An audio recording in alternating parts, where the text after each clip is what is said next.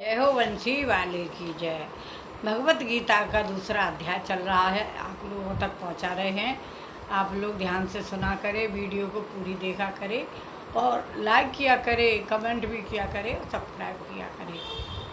हमारा पाठ अच्छा लगे तो आप लोग बताना। जय श्री कृष्णा। हे पार्थ, यह बुद्धि तेरे लिए ज्ञान योग के विषय में कही गई है और इसको अब निष्काम कर्म योग के विषय में सुन। जिस बुद्धि से युक्त हुआ तू कर्मों के बंधन को अच्छी तरह से नाश करेगा।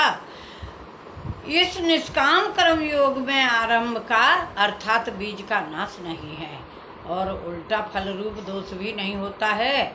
इसलिए इस निष्काम कर्म योग रूप धर्म का थोड़ा भी साधन जन्म मृत्यु रूप महान भय से उद्धार कर देता है। हे अर्जुन, इस कल्याण मार्ग में निश्चयात्मक बुद्धि एक ही है और अज्ञानी सकामी पुरुषों की बुद्धियाँ बहुत भेदों वाली अनंत होती हैं।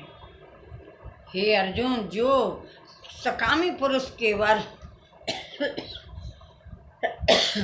फलश्रुति में प्रीति रखने वाले स्वर्ग को स्त्री ही परम श्रेष्ठ मानने वाले, इससे बढ़कर और कुछ नहीं है, ऐसे कहने वाले श्री कृष्ण से हैं। वे अविवेक जन्म रूप कर्म फल को देने वाली और भोग तथा ऐश्वर्य की प्राप्ति के लिए बहुत सी क्रियाओं के विस्तार वाली इस प्रकार की जिस दिखाऊ शोभा युक्त वाणी को कहते हैं। उस वाणी द्वारा हरे हुए चित्त वाले तथा भोग और ऐश्वर्य में आसक्ति वाले उन पुरुषों के अंतःकरण में निश्चयात्मक बुद्धि नहीं होती है।